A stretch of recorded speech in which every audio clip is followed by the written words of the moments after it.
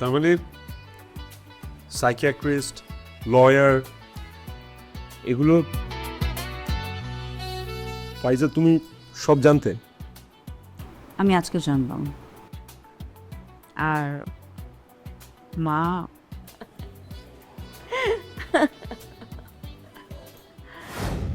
সন্তানের সুখ শান্তি সব বাবা মায়ের চাওয়া।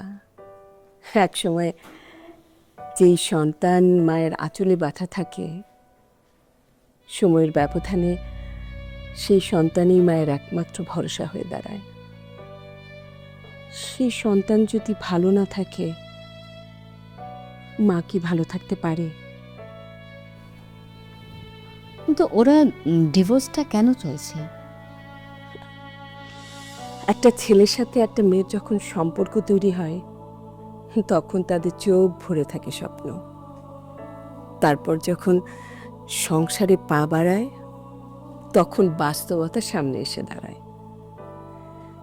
আমার ছেলেটা আসলে খুব বেখেয়ালি, ভীষণ কাজ পাগল। আমার বৌমাকেও একদম সময় দিতে পারে না।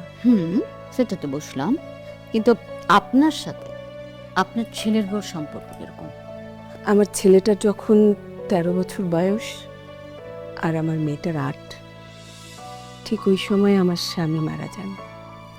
আমার স্বামীর বিজনেস, সংসার, ছেলে মেয়েদের পড়ালেখা, ওদের মানুষ করা, সব এক হাতে সামলাতে সামলাতে আমি আমি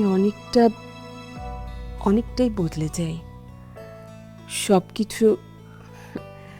সবকিছু নিজের হাতে নেয়ার, নিজের আওতার মধ্যে রাখার একটা বদভ্যাস তৈরি হয়ে যায়।